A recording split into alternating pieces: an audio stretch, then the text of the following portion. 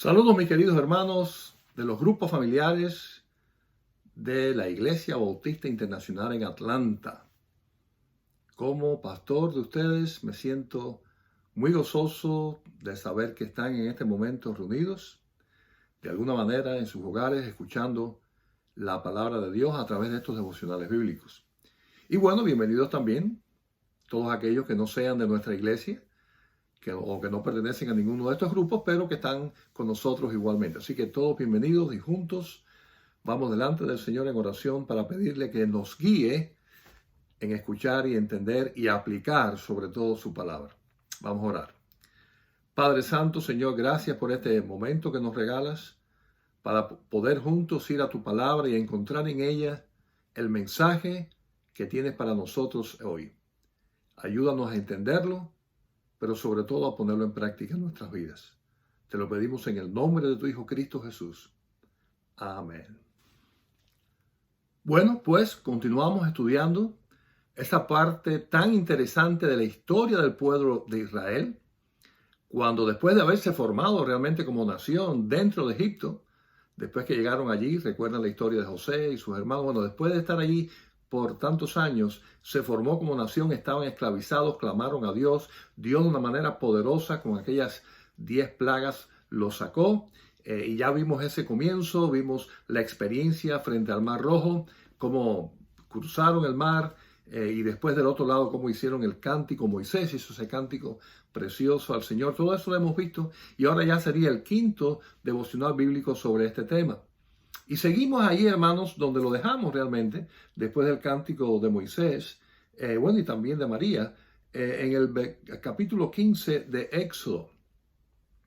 Y vamos a ver cómo llegan a un lugar, y allí de nuevo son probados por Dios, pero fíjense, aquel lugar le llamaron Mara. Ellos le pusieron Mara. Mara quiere decir amargura. Así que vamos a ver esa historia y por qué le pusieron ese nombre, ¿ok? Y cómo se aplica eso en nuestra vida, que realmente no solamente estas historias, toda la Biblia es aplicable a nuestras vidas porque es palabra viva de Dios. Vamos a ver allí comenzando en el versículo 22 de Éxodo capítulo 15, y dice así: E hizo Moisés que partiese Israel del Mar Rojo y salieron al desierto de Shur, y anduvieron 3 días por el desierto sin hallar agua. Y llegaron a Mara, y no pudieron beber el agua de Mara porque eran amargas. Por eso le pusieron el nombre Mara. Entonces el pueblo murmuró contra Moisés y dijo: ¿qué hemos de beber? Así que, de nuevo, una experiencia difícil, de nuevo una reacción de parte del pueblo. Y bueno, como sabemos ya, la forma de tener estos devocionales a través de preguntas y respuestas. Y vamos a ver ya la pregunta número 1, y la respuesta está en el versículo 22. Y cuando pasaron el Mar Rojo, el pueblo se enfrentó a un desierto sin agua por 3 días. Ahora la pregunta es, ¿en qué se pudiera parecer esa experiencia con la realidad de la vida cristiana?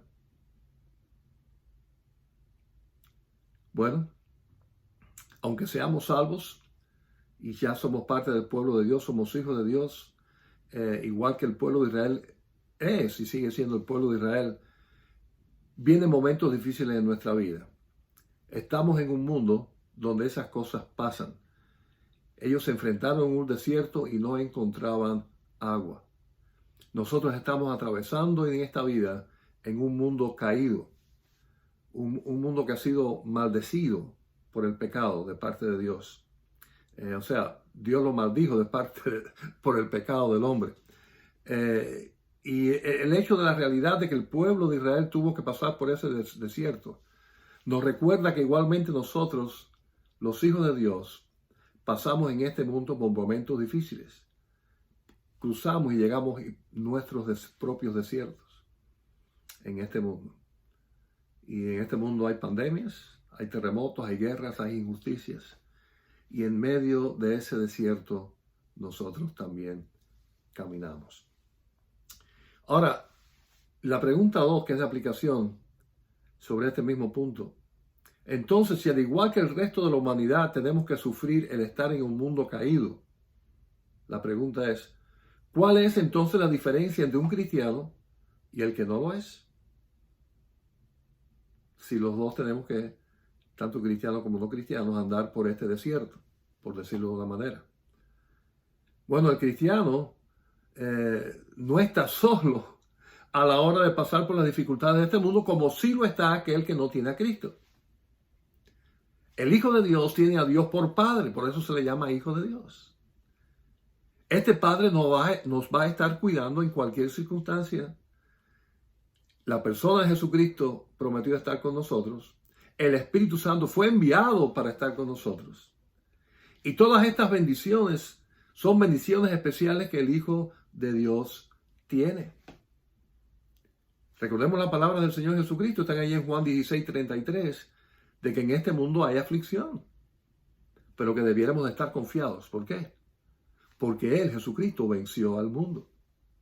Así que esa promesa de Cristo es para los hijos de Dios, para aquellos que pusieron la fe en Él, que Él es su Salvador y Señor. Esta promesa está ahí. Él venció al mundo, Él está con nosotros. Sí, la diferencia no está en que Dios nos sacó del mundo. La diferencia está en que en este mundo Dios está con nosotros. Así que sí, esa pregunta, la respuesta es: hay una gran diferencia entre aquellos que tienen al Señor y no lo tienen, aquellos que son pueblo de Dios y aquellos que no lo son. Aquellos que han puesto la fe en Jesucristo y aquellos que no lo han hecho. Ambos caminamos por este mundo y tenemos que enfrentar dificultades, es cierto, pero hay una gran diferencia, como dijimos, en que el Señor está con nosotros. Entonces la pregunta 13 es esta. Podremos afirmar entonces con certeza lo siguiente, y esta es una afirmación. Al igual que el pueblo de Israel, la iglesia de Jesucristo tendrá que sufrir un camino largo y a veces duro en este mundo. Pero podemos caminar en fe, con la esperanza puesta en que nos espera un lugar prometido, maravilloso y eterno. Bueno, creo que esa frase es muy, muy correcta. En eso nos parecemos al pueblo de Israel. Tenemos que pasar momentos difíciles como ellos pasaron, pero tenemos la misma promesa que ellos tuvieron. Dios les prometió a ellos una tierra prometida y nosotros se nos ha prometido vida eterna. Y eso está asegurada. El Señor estuvo con ellos, recuerda, con la nube de día, la columna de fuego de noche, y el Señor está con nosotros a través de la presencia de su Espíritu Santo, la guía de su palabra, la relación personal a través de la oración. Son tantas cosas lindas que nosotros tenemos, al igual que tuvo el pueblo de Israel. Ahora vamos a ver ahí en el versículo 23, el pueblo llegó a un lugar con agua. Wow, no había encontrado agua por 3 días, ¿no? Qué buena noticia, encontramos agua. Pero esa agua era amarga, no la pudieron tomar. Y de ahí el nombre, ¿no? Mara, amargura. Quiere decir que la alegría que pudieron haber sentido, seguro, ¡ay, hay agua!, les duró poco. La pregunta es, ¿cómo se podrá aplicar esa experiencia a la realidad de nuestra vida como cristianos? ¿Qué creen? Bueno, era lógico que aparentemente era lógico que al fin iban a saciar su sed con aquella agua, pero no fue así. Igualmente, a veces en la vida cristiana hay cosas que parecen tan lógicas, que parecen que es lo mejor para nosotros, pero no son de Dios. Quiere decir que el plan de Dios no siempre es lo que aparenta ser lógico. No siempre, igualmente, lo primero que aparece y lo más fácil es lo mejor. Esta fue lo primero que apareció y aparecía lo mejor y resulta que no era lo mejor. Nosotros debemos de saber que igualmente en nuestra vida puede pasar, pero que tenemos un Dios sabio que, aunque haya oportunidades que aparezcan buenas y que no lo sean, vamos a seguir adelante confiando que debemos de esperar en Él. Y definitivamente, seguramente el pueblo se equivocó, seguro, porque seguro cuando vieron aquello estaban, no lo dice el pasaje, pero yo puedo asumir que estaban muy esperanzados de que al fin habían encontrado agua. Pero no siempre debemos de forzar o querer forzar el plan de Dios a nuestro criterio o a nuestros deseos. Y el plan de Dios a veces es distinto, completamente, como ya dijimos, pero no podemos decir, no, este es, aquí tiene que ser, esta agua tiene que ser buena, porque es la primera que hemos encontrado. No es así. Ahora bien, la pregunta 5. Vemos que el pueblo encontró aguas amargas donde esperaba encontrar agua fresca. Ahora, ¿nos podrá pasar algo así a nosotros en el sentido de en nuestro caminar diario, en el sentido de que algo que creemos bueno realmente no lo es? Bueno, con tristeza tenemos que decir que sí, que realmente muchas veces hemos errado en eso. Pero en el caso de lo que pasó aquí, aquella cosa que parecía dulce y linda y resultó ser amarga, no debe de a nosotros llenarnos de amargura en nuestro corazón. Debemos de evitar que esas malas experiencias que nos van a pasar, creemos que es bueno, pero resultó que no lo era, nos erramos y pudiera ser, aplicando la palabra amargura, de que si no estamos con cuidado, esas cosas crean en nosotros raíces de amargura, como dice Hebreos 12:15. Debemos evitar por todos los medios que las cosas que están a nuestro alrededor lleguen a herir nuestra alma y produzcan en nosotros raíces profundas de amargura en nuestra vida que no son propias del cristiano. Así que cuando veamos algo, a alguien, alguna experiencia que parece buena pero resultó que no lo es, que es de sabor amargo, respondiendo con un espíritu cristiano de fe y de esperanza, debemos evitar que eso amargue nuestra vida. Que eso haga mella profundo en nosotros.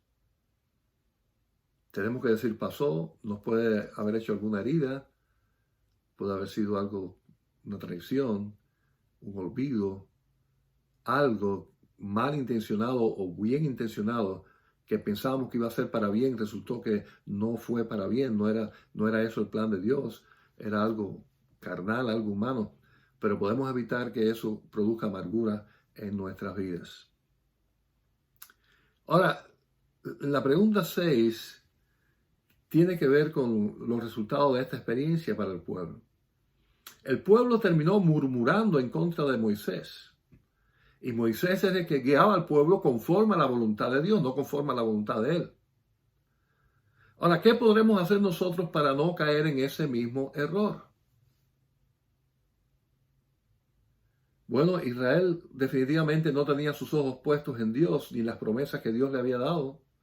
No tenía puestos los ojos en la tierra prometida. Ellos tenían los ojos puestos en un desierto que necesitaban agua. Encontré agua. Es amarga. Y entonces, ¿cuál es la respuesta? Murmurar, criticar, hablar mal del líder de Moisés porque no tenían los ojos puestos donde tenían que tenerlos puestos. Si ellos tienen los puestos ojos en la voluntad del Señor y en el camino donde Dios los está llevando, bueno, estas aguas amargas, bueno, seguimos. Este no es el final del camino. Dios tiene algo para nosotros mejor, seguimos más adelante, seguimos marchando. Tenemos a este líder, Moisés, Dios está guiando a Moisés, estamos bien, estamos siguiendo. Así que estos son baches, son obstáculos que se enfrentan a nosotros. Ya tuvimos uno mayor que ese, que fue el Mar Rojo, y Dios lo resolvió abriendo el mar. ¿Cómo no va a resolver lo del agua ahora? ¿Se dan cuenta?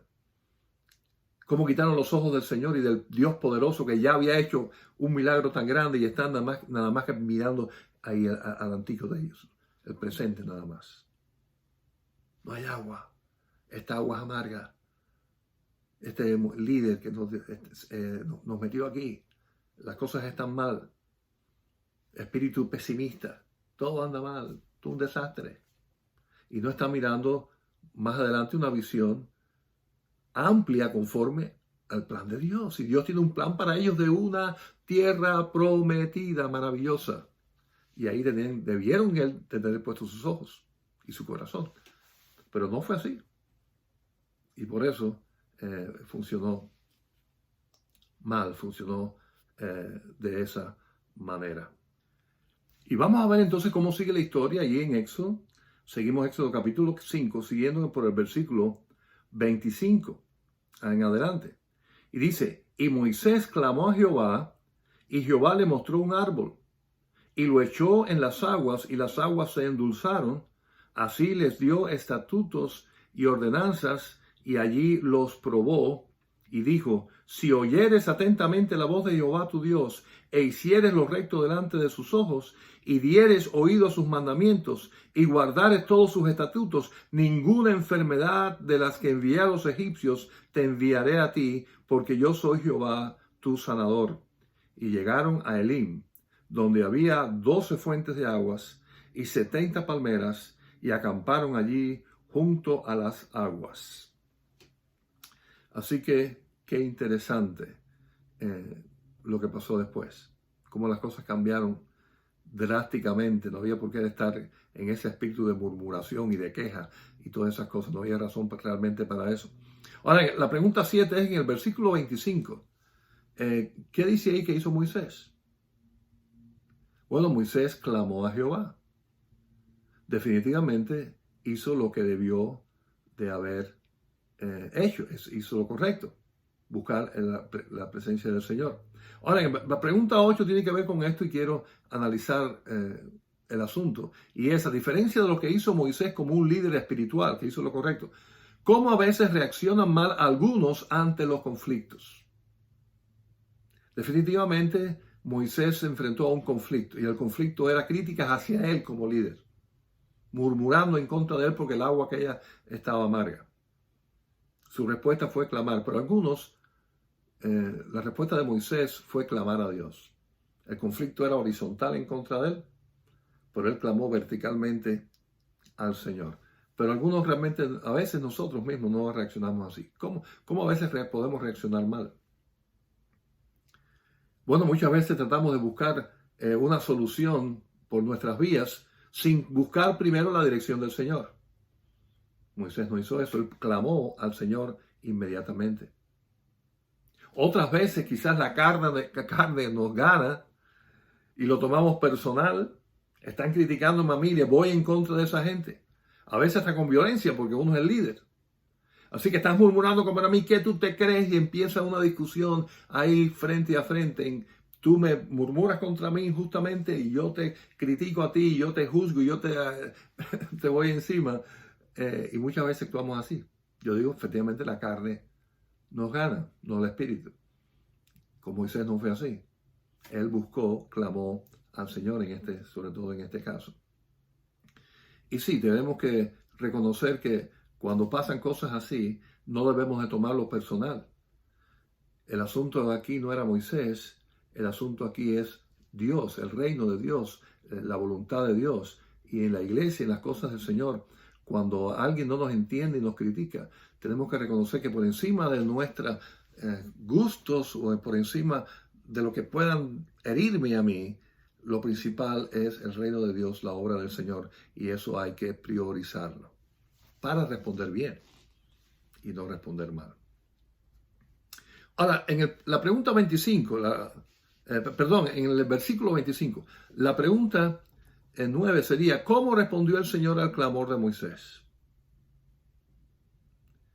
Ahora, qué interesante que ya vemos que Él les mostró lo que debía de hacer. Tenía que cortar un árbol y echarlo en el agua. ¿No es así? Así que le orientó acerca de cosas y Él actuó. ¿Qué fue lo que hizo? Lo que Él pensaba que debía hacer. No, Él hizo lo que Dios le dijo que hiciera y eso fue lo que Él debió hacer. Y lo hizo. También dice que les dio estatutos y ordenanzas. Así que Él clamó al Señor y el Señor le respondió con cosas específicas que Él debía hacer. No fue algo ambiguo. Y definitivamente en la palabra de Dios también nos enseña cómo reaccionar ante situaciones difíciles como hijos de Dios. cómo reacciona un hijo de Dios. Y si los que están actuando en contra mía, en contra de nosotros, ellos no están actuando espiritualmente, ellos están actuando carnalmente, nosotros debemos responder, no en el mismo nivel carnal, sino espiritual. No de una manera inmadura, sino de una manera madura, hablando en términos espirituales. Y así fue. Y la forma de hacerlo, bien hecho, es hacerlo conforme a lo que Dios le dijo. Y así debemos actuar nosotros. Y la pregunta 10 es esta misma, precisamente. ¿Actuará Dios en estos tiempos de una forma similar cuando clamamos a Él en medio de una crisis? ¿O esa respuesta de Dios fue demasiado específica para Moisés? Claro, fue bien específica en cuanto a cortar un árbol y echarlo en el arroyo. Vaya, es muy difícil que a nosotros Dios nos mande a hacer algo así. Que cortemos un árbol, le echemos un arroyo. Pero en general, claro que Dios sí nos habla de esa manera, en el sentido de que a través de su palabra, Él nos orienta en cuanto a lo que debemos de hacer. En la palabra de Dios tiene una respuesta, hermanos, para todo en nuestra vida. ¿Cómo debemos de responder como esposos, como esposas, como hijos, como padres, como hermanos en Cristo, como vecinos, como compañeros de trabajo? Todo eso está en la palabra. Hay formas específicas de cómo reaccionar en cada momento de nuestra vida. Si lo miramos con los ojos del Espíritu Santo que está con nosotros, ¿no? Que nos redarguye precisamente para que sepamos en que estamos mal, pero nos orienta y nos capacita para asimilar la palabra de Dios para nuestras vidas. Y definitivamente la segunda parte de lo que le mandó Moisés a hacer, sí encontramos en la palabra de Dios cuál es el comportamiento que debemos tener para cada situación, y efectivamente hay mandamientos divinos que debemos de seguir. Compromisos que hemos hecho con el Señor de cómo debe comportarse un cristiano. Y eso está bien especificado, sobre todo en el Nuevo Testamento, con las palabras de Jesucristo, de lo que Él espera de su iglesia. Y después, bueno, en las epístolas, tanto de Pablo como las demás epístolas y libros del Nuevo Testamento, hay amplitud de detalles de cómo funciona un cristiano. Así que no hay justificación para actuar mal. La palabra de Dios es bien específica. A la pregunta 11 vemos que en el versículo 25, con la experiencia de las aguas amargas en el desierto, ahí especifica el versículo 25 que Dios estaba probando a su pueblo. Ahora, la pregunta yo creo que ya está contestada, pero bueno. ¿Cómo creen que salió el pueblo de esa prueba? ¿Pasó bien la prueba o la pasó mal? Yo creo que la pasó mal, respondió mal la prueba. Porque en vez de confiar en el Señor, murmuraron. En vez de tener un espíritu positivo y vamos a seguir adelante, un obstáculo puede pasar, pero el Señor nos está llevando a lugares mejores, vamos a avanzar. El Señor lo probó y ellos no pasaron la prueba. Se respondieron inmaduramente. No recordaron en ese momento que Dios tiene poder y que no había por qué tomar esa actitud tan negativa. El mismo Dios que abrió el Mar Rojo, el mismo Dios que acabó con todo un ejército, les iba a dar agua. Así que encontrar aquella manantial de agua amarga no era el fin del mundo. Inmadurez, y a veces nosotros tristemente, cuando somos probados, tampoco pasamos bien la prueba. Dios quiera que no seamos así siempre. Que a veces venga la prueba, Señor, aquí estamos, seguimos adelante, bueno, se perdió el trabajo, o esta situación de salud, o pasó esto con tal persona, lo que sea. Seguimos adelante, hay perdón, hay amor y marchamos adelante en el nombre de Cristo. Optimistas, positivos, porque grande es lo que tiene el Señor para nosotros y Él no nos ha abandonado. Él sigue con nosotros. Ahora, en el versículo 26 es interesante que Dios promete al pueblo que ellos nunca iban a recibir de parte de Él las enfermedades que Él mandó con las plagas a Egipto. Ahora, cuando Él hizo eso, Él le pidió al pueblo 4 condiciones que ellos debían de cumplir para que eso no pasara. ¿Cuáles fueron esas 4 condiciones? Están todas ahí en el versículo 26. Creo que la podemos enumerar, ¿verdad que sí? La número 1, ¿cuál es? Oír atentamente su voz. La número 2, hacer lo recto delante de sus ojos. La número 3, oír sus mandamientos. Y la número 4, guardar todos sus estatutos. Así que definitivamente había una promesa, pero esta promesa estaba unida a un pacto. Y este pacto es, de parte de Dios, ninguna enfermedad te va a pasar. Yo no te voy a mandar ninguna de estas enfermedades. De parte tuya, oír mi voz, hacer lo recto, oír mis mandamientos, guardar mis estatutos. Ahora, en un pacto, si una parte no cumple, la otra parte tampoco tiene que cumplir. Ese es el antiguo pacto. Con el pueblo de Israel fue así. Y tristemente ellos rompieron su pacto muchas veces. Y por eso terminaron como terminaron, en cautiverio. Pero bueno, eso es mucho más adelante en la historia del pueblo de Israel. Ahora, la pregunta 13, porque esta habla de un antiguo pacto, ¿verdad? Y nosotros ahora no estamos en ese antiguo pacto, ¿verdad que no?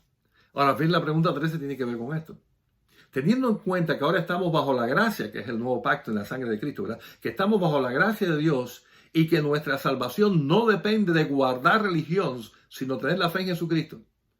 Estas condiciones serán aplicables a nosotros de alguna manera. No responda muy rápido, piénsalo bien.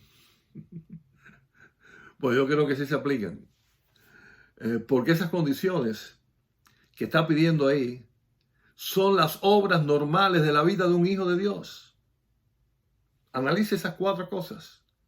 Un cristiano verdadero hace esas cosas como fruto de que es salvo. Ahora, eso no contradice el nuevo pacto, porque ahí no estamos hablando de ser salvos o lo que hay que hacer para ser salvos. Hay que hacer 4 cosas para ser salvo. No, ¿qué hay que hacer? Una sola cosa. ¿Qué cosa es? Poner la fe en Jesucristo.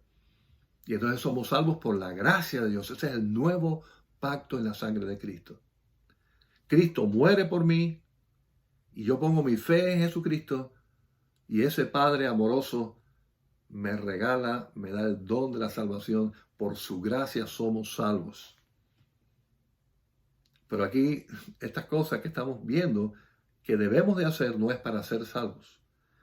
Es porque ya somos salvos y ese fruto de ser salvos se ve en nuestras vidas y esas 4 cosas son bien normales, vamos a decir, en la vida de un cristiano. Así que la obediencia en cumplir esto y esto y esto y aquello no son requisitos para ser salvo. La salvación es por fe. Claro, la fe verdadera, sabemos, que incluye confesión de los pecados, reconocimiento del pecado y poner la fe en Jesucristo y quitar la fe de otras cosas y ponerla solamente en Jesucristo. O sea que sí conlleva esas acciones nuestras, pero todo eso que es fe, nada de eso es una obra. Como ya hemos dicho. No es por obras que uno es salvo, es por fe. Pero cuando hemos puesto la fe en Jesucristo y somos salvos, el cristiano tiene obras. Y nuestra fe es verdadera, se demuestra precisamente por las obras, como enseña Santiago, ¿verdad?, que hacemos en nuestra vida. Pero esas no son las obras que nos salvan.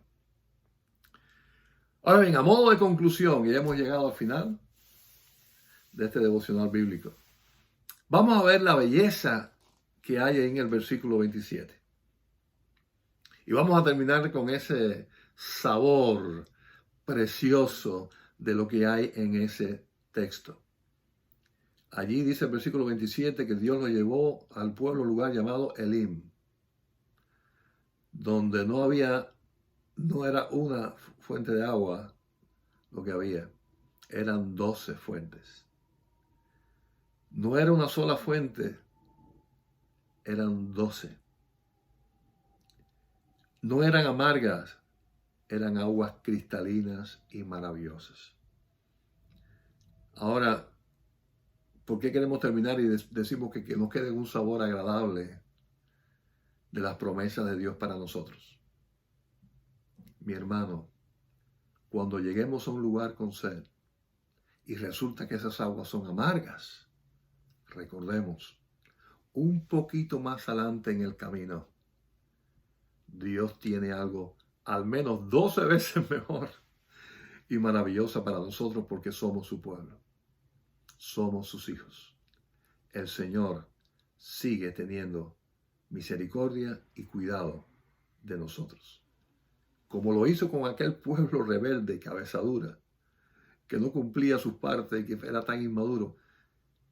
Bueno, como a veces somos nosotros, tristemente, pero pueblo de Dios, salvos en la sangre de Cristo, el Señor siempre tiene algo mejor para nosotros en el futuro. Así que en esa fe y en esa confianza, en esa seguridad, marchamos adelante. Dios le bendiga, terminen una noche muy, muy bendecida.